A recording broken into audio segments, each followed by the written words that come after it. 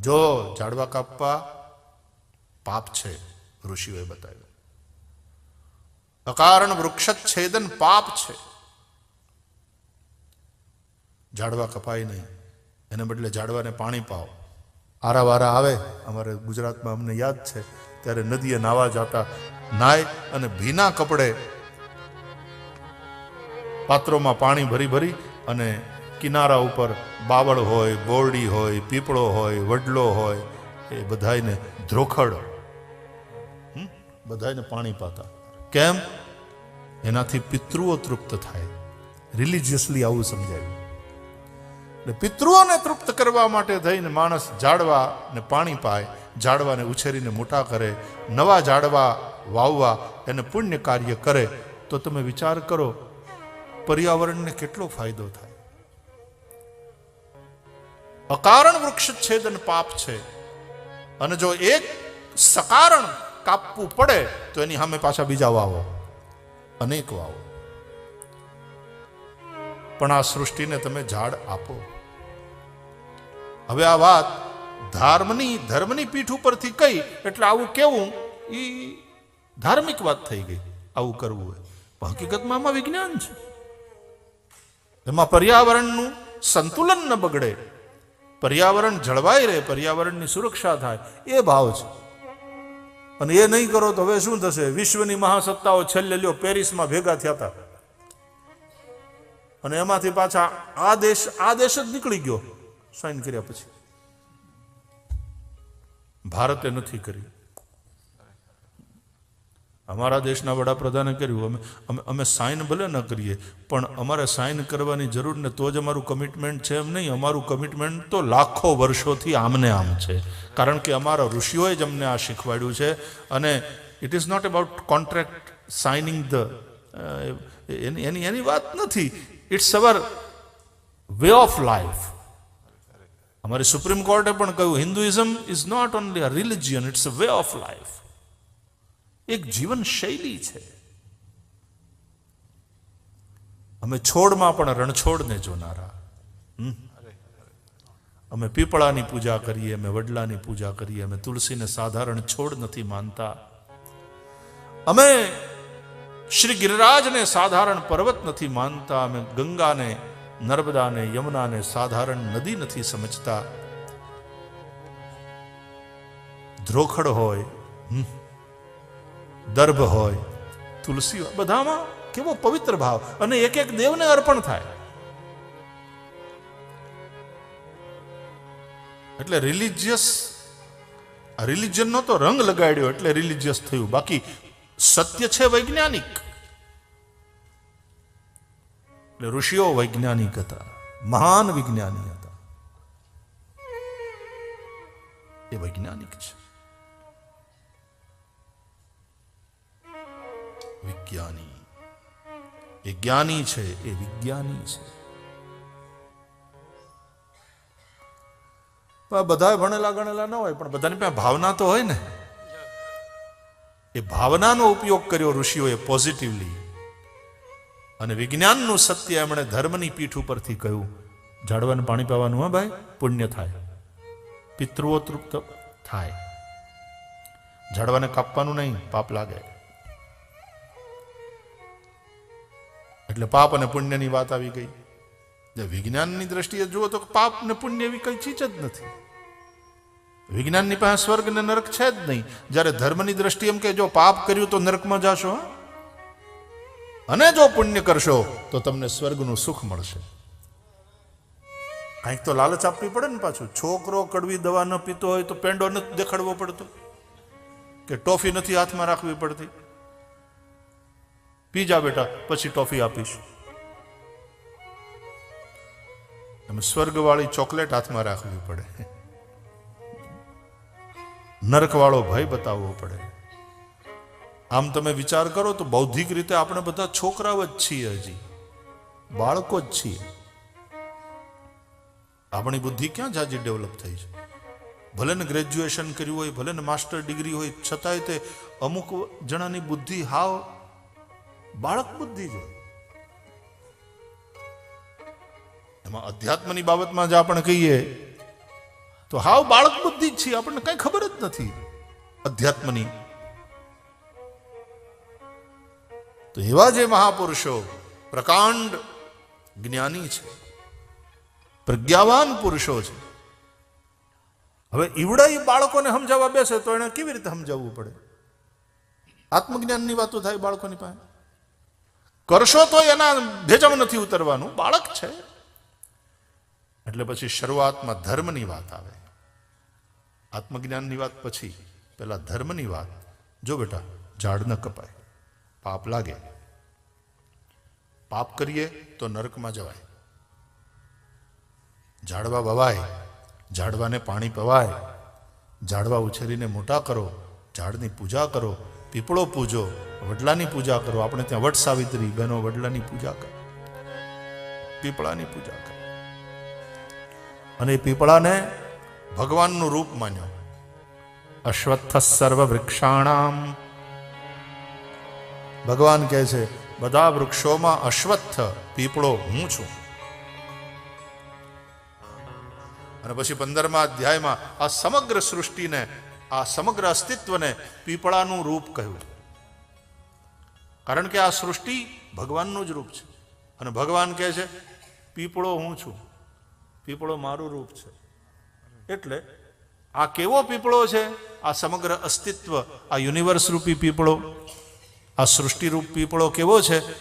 ઊર્ધ્વમૂલમ અધશાખમ અશ્વત્થમ પ્રાહુરવ્યયમ છંદાંસી યસ્ય પર્ણાની યસ્તમ વેદ સવેદવિદ અધશ્ચોર્ધ્વમ પ્રસૃતાસ્તસ્ય શાખા ગુણપ્રવૃદ્ધા વિષયપ્રબાલા અધશ્ચ મૂલાન્યનુસંતતાની કર્માનુબંધીની મનુષ્યલોકે ન રૂપમસ્યેહ તથોપલભ્યતે નાન્તો ન ચાદિર્ન ચ સંપ્રતિષ્ઠા અશ્વત્થમેનમ સુવિરૂઢમૂલમ અસંગશસ્ત્રેણ દ્રઢેન છિત્વા અસંગશસ્ત્રેણ દ્રઢેન છિત્વા.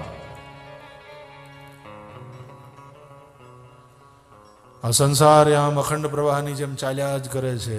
બુઢા બુઢા મરતા જાય છે, પાછા નવા નવા જન્મતા જાય છે, અને એમને એમ ચાલ્યા જ કરે છે. અને ચાલ્યા જ કરે છે એમ નહીં, આ ઝાડવું વધતું જાય છે. આજથી 100 વર્ષ પહેલા આ પ્લાનેટ અર્થ ઉપર મનુષ્યોની વસ્તી કેટલી હતી? અને 100 વર્ષ પછી અત્યારે આજે 7 બિલિયન એપ્રોક્સિમેટલી, બરાબર? 7 અબજ મનુષ્ય નામના પ્રાણીઓ વિચરણ કરી રહ્યા છે પૃથ્વી ઉપર. એટલે મોટો થયો ને પાછો પીપળો, છોડ મટીને ઝાડ થયો.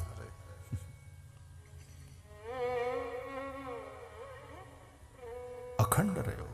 આપણે જન્મ્યા ત્યારે કેવડા હતા, અને પછી ખાતા રહ્યા એમને એમ શરીર રહ્યું 70 વર્ષ, 60, 70 વર્ષ, 80 વર્ષ, પણ પાછા વધ્યા, મોટા થયા, છોડ મટીને ઝાડ થયા. અને પછી દરેક ઝાડની આવરદા હોય, પછી ઝાડ પડે. ક્યારેક કોઈક વાવાઝોડું આવે, કોઈ ટોર્નેડો આવે, એમ પડી જાય. અને નહીં તો એમને એમ કોઈ તોફાન ના આવે તો એનો સમય આવે એટલે ઝાડ મૂળ રે વિનાનું કાયા ઝાડ આવું મૂળ રે વિનાનું કાયા ઝાડ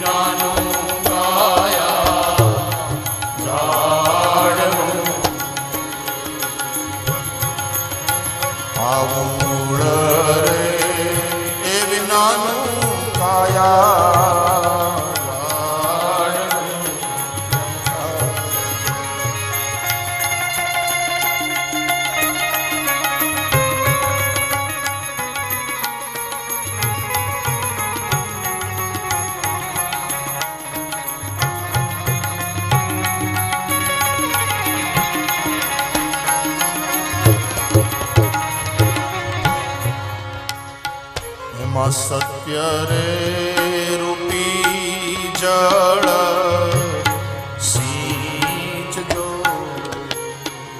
असत्य रे रूपी जड़ सींच जो, सींच जो।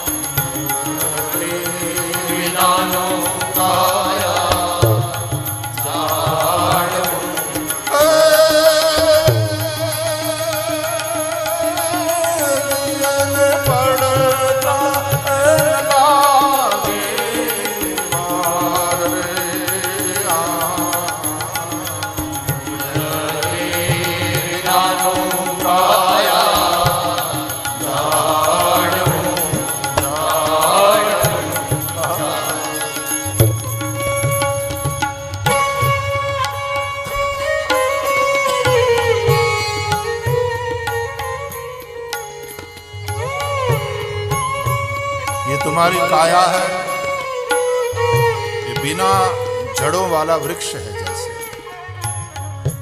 तो गिरने में, धराशायी होने में देर न लगी। नुरता सुरता पनिहारी है, वो सत्य रूपी जल का सिंचन करे। मजबूत हो ये पेड़, खाद भी देनी पड़ती है।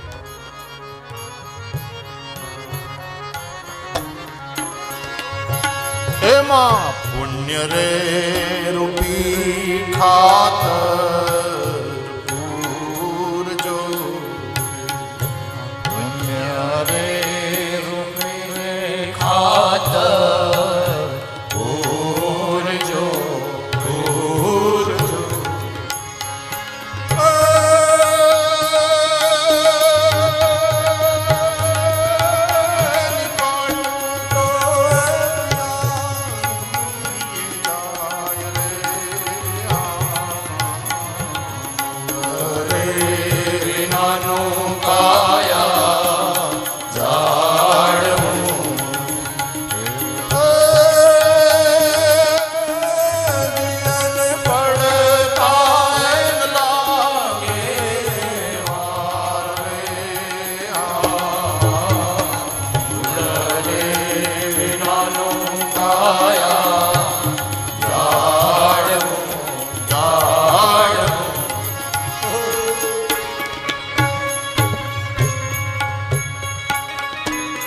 पुण्य रूपी खाद, सत्कर्म रूपी खाद देना, सत्य रूपी जल का सिंचन करना। और ये पेड़ जब पल्लवित होगा, पुष्पित होगा और उसको फल लगेंगे, 2 फल। कौन से? शिलने ए संतोष बेफल होय छे, एमा शिलने संतोष बेफल होय छे, एमा शिलने संतोष बेफल होय छे, एमा शिलने संतोष बेफल।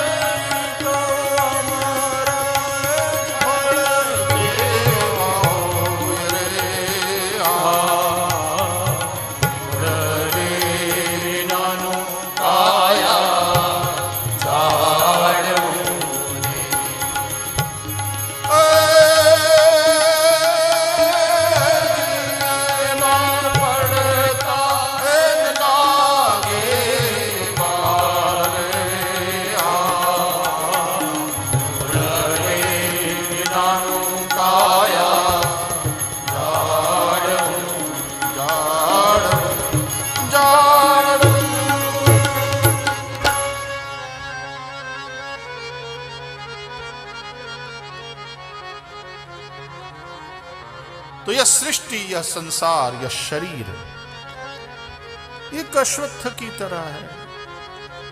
और वो सृष्टि का क्रम चलता ही रहता है। पुराने पुराने शरीर छूट गए, नए नए नए शरीर पैदा हुए, बस्ती इंसानों की बनी रही पृथ्वी पर और बढ़ती भी रही। और कभी ऐसा भी हो सकता है कि एकदम घट जाए, बहुत थोड़ी ही रहे।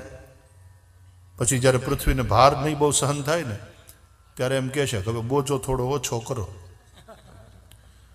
એટલે કોક માથા ફરેલાની ખોપડી છટકશે અને અણુયુદ્ધ ચાલુ કરશે। એમાં પૃથ્વી ઉપરથી જીવ સૃષ્ટિનો ખાત્મો થશે, અથવા તો અકાળ પડે, દુકાળ પડે, પાણીનો। હવે એમ કહે છે ને ત્રીજું विश्व युद्ध पानी ने नामे लड़ाशे, तो कोई ना कोई मतलब कारण बन जाता है। अकाल है, अतिवृष्टि है, भूकंप है, या तो कोई माथा फरेला ने अणुबॉम्ब जीकाय અને એ રીતે પૃથ્વીનો ભાર પૃથ્વી તમે થાકી જાવ તો નથી ભાર ઓછો કરી નાખતા। એરોપ્લેન વાળા હવાઈ યાત્રા તમે કરતા હોય ને એમાં વજન વધારે થઈ ગયું હોય, તમારી બેગું નથી છોડી દેતા, ત્યાં તમે હેઠા ઉતરીને પછી બેલ્ટ ઉપર ઉભા રહ્યો, ફરતું જ રહે, ફરતું જ રહે, ફરતું જ રહે, તમારી આંખો તમારી બેગને શોધતી જ રહે, શોધતી જ રહે, અને પોણો કલાક પછી ખબર પડે કે આપણું ન આવ્યું, અને પછી ઓલાને ત્યાં ટેબલ ઉપર જઈને તમે ફરિયાદ કરો ભાઈ અમારો સામાન જ નથી આવ્યો, અમે આવી ગયા। તો ઓલો કે તમે આવી ગયા ને, તમારો સામાન નહીં આવે, ઓફલોડ કરવામાં આવ્યો હતો। કેમ? વજન વધી ગયું હતું। આના પછીની ફ્લાઇટમાં આવશે, તમે તમારું સરનામું આપો, અમે પોગાડી દઈશું। આવું થાય જ ને। તો એરોપ્લેન વાળા ઓફલોડ કરી નાખે, વજન વધી જાય ત્યારે तुम्हारा ऊपर बहुत वजन वधी जाए और इतना भार सहन नहीं होगा, ये जब तुमको लगता है तो तुम भी थोड़ा वजन कम कर देते हो, तो पृथ्वी भी कम कर देती है फिर वजन की, अब बोझा सहा नहीं जाता। तो कुछ न कुछ ऐसी घटनाएं घटती। और सबसे ज्यादा बोझ रूप यदि है पृथ्वी के लिए तो इंसान ही है, दूसरे प्राणी उतना बोझ नहीं है, इंसान ज्यादा बोझ रूप है। दूसरे कोई प्राणी पाप नहीं करते, याद रहे हिंसा करते हैं लेकिन पाप नहीं करते दूसरे प्राणी, इस बात को आप समझो। शेर है, चित्ता है, लेपर्ड है, टाइगर है, ये सब हिंसा करते हैं और खाते हैं प्राणियों को मारकर, ये स्वाभाविक प्रकृति है उनकी, कुदरत ने उनके लिए वैसी ही व्यवस्था करी है। दे किल, दे हंट एंड दे ईट, लेकिन वो पाप नहीं करते, उनके लिए वो पाप नहीं है। पाप मनुष्य ही करता है। आखो दिवस कहीं खावानू न मळे तो वाघ भूख्यो रहे पण कहीं एकादशी न करे।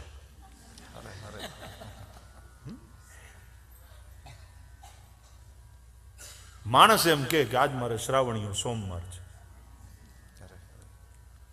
बोली सिंहण लई आवे मारीने के हालो जमी ल्यो, तो जाड़वानी हेठे बैठा बैठा सम्राट बोले तू खाई ले, आज मारे श्रावणियो सोमवार छे। एवुं थाय। दूसरे प्राणियों के पास पाप और पुण्य की कोई विभावना ही नहीं है। पाप और पुण्य की विभावना मनुष्य के लिए है।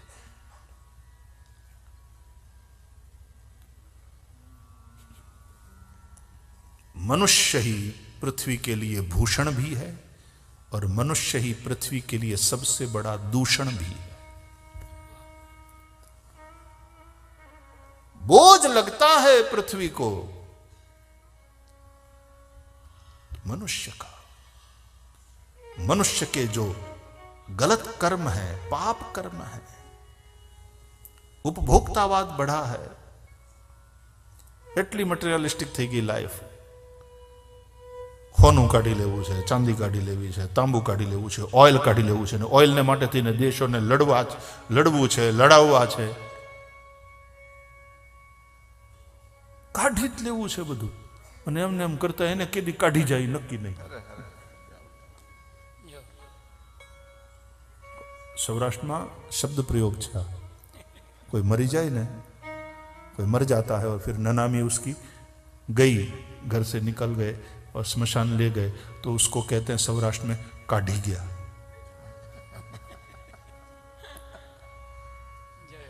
सवार 9 वागे तो गुजरी गया, 2:30 वागे तो काढ़ी गया। એમ તો ઘરમાંથી મતલબ કાઢ્યા।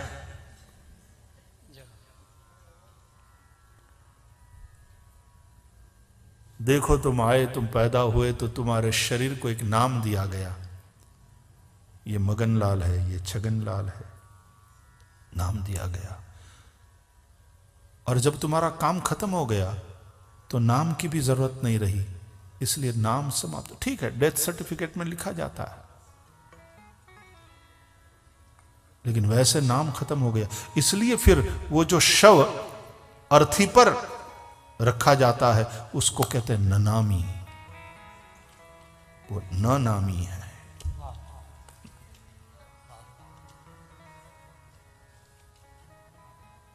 मरने के बाद डेड बॉडी को ये नहीं कहते हैं कि अब मगन भाई ने नीचे ले लियो, मगन भाई ने स्नान कराओ, मगन भाई माथु आम आम राखो, नहीं, પછી એમ કે शव को नीचे ले लो, शव को स्नान कराओ। देखो, अरे ये बॉडी का सिर थोड़ा इस तरफ हो गया, जरा ठीक से भैया ठीक से रखो, फिर वो शव हो जाता है, नाम तुम्हारा गुम हो जाता है। नाम तुम यहां आए तो यहां के व्यवहार के लिए तुमको दिया गया था, अब जा रहे हो, नाम छोड़ के जाओ।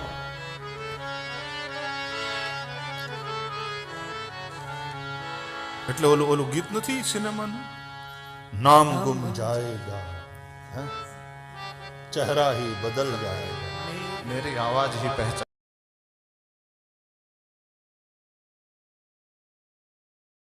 नाम गुम जाएगा, चेहरा ही बदल जाएगा,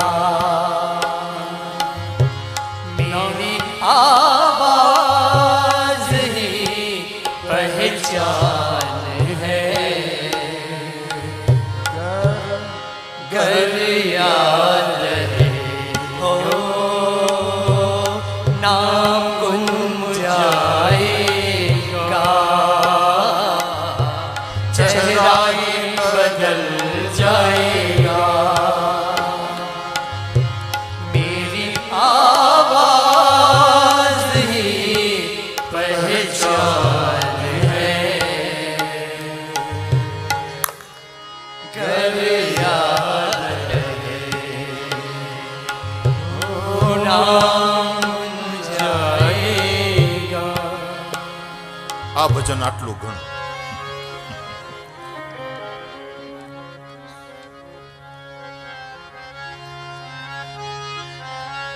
मेरी आवाज ही पहचान है, घर याद रहे।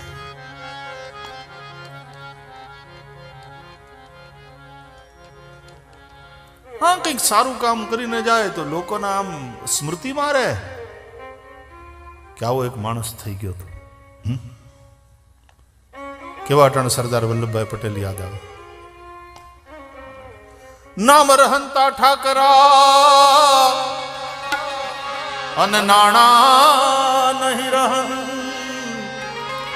કીર્તિ કેરા કોટડા પાડ્યા નહીં પડંત જી,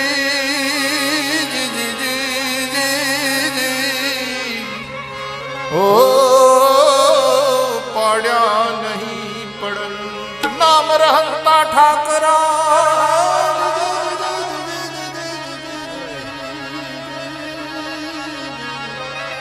नाम रहता ठाकरा अन नाणा नहीं रहन, कीर्ति केरा कोटड़ा पाड्या नहीं पड़न,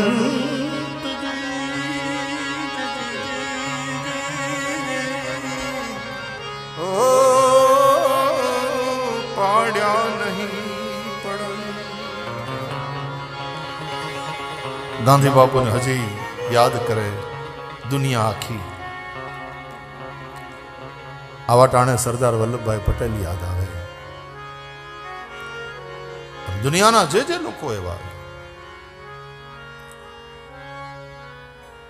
નામ ગુમ જાય, બાકી તો કેટલાય જીવે છે, મરી જાય.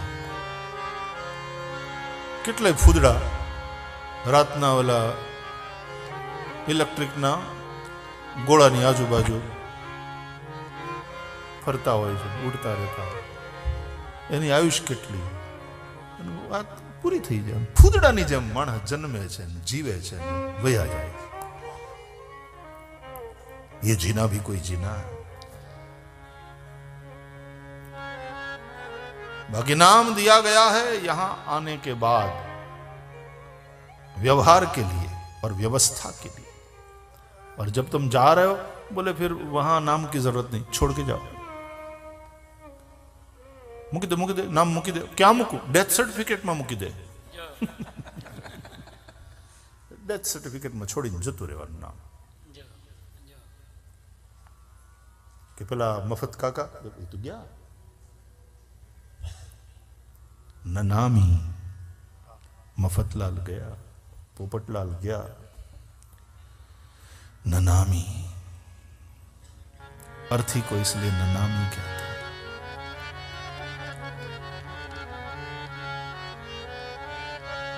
इसलिए और कुछ नहीं. नाम नाम नाम में यदि इतनी ही प्रीति है तो भगवान के नाम में प्रीति करो. ઘણાને પોતાના નામમાં બહુ કર્યું. અમારું નામ કંકોત્રીમાં ન લખ્યું, અમારું નામ ઇન્વિટેશન કાર્ડમાં ન લખ્યું, અમારા નામની હરખી તકતી ન લગાડી. એને બદલે નામ જોતું જ હોય તો ભગવાનનું નામ એનો આશ્રય કરો.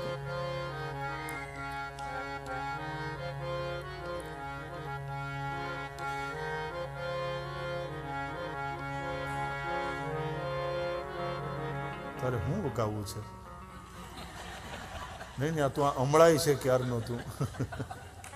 તારે હું ગાવું છે? ગા ગા ગા. राम जपो राम जपो. એમ અચ્છા.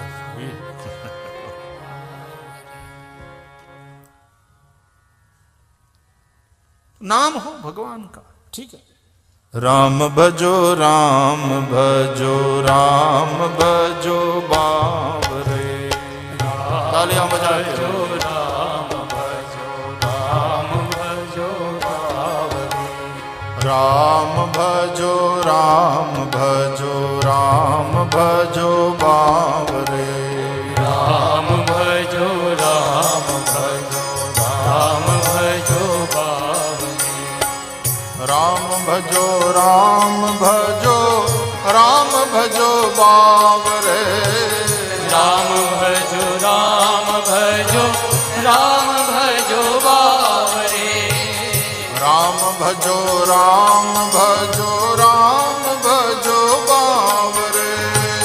राम भजो राम भजो राम भजो बावरे. श्री राम भजो राम भजो राम भजो बावरे. श्री राम भजो राम भजो राम भजो बावरे. श्री राम भजो राम भजो राम भजो बावरे. श्री राम भजो राम भजो राम भजो बावरे. श्री राम भजो राम भजो राम भजो बावरे. श्री राम भजो राम भजो राम भजो बावरे. श्री राम भजो राम भजो राम भजो बावरे. श्री राम भजो राम भजो राम भजो बावरे. हरि बोल.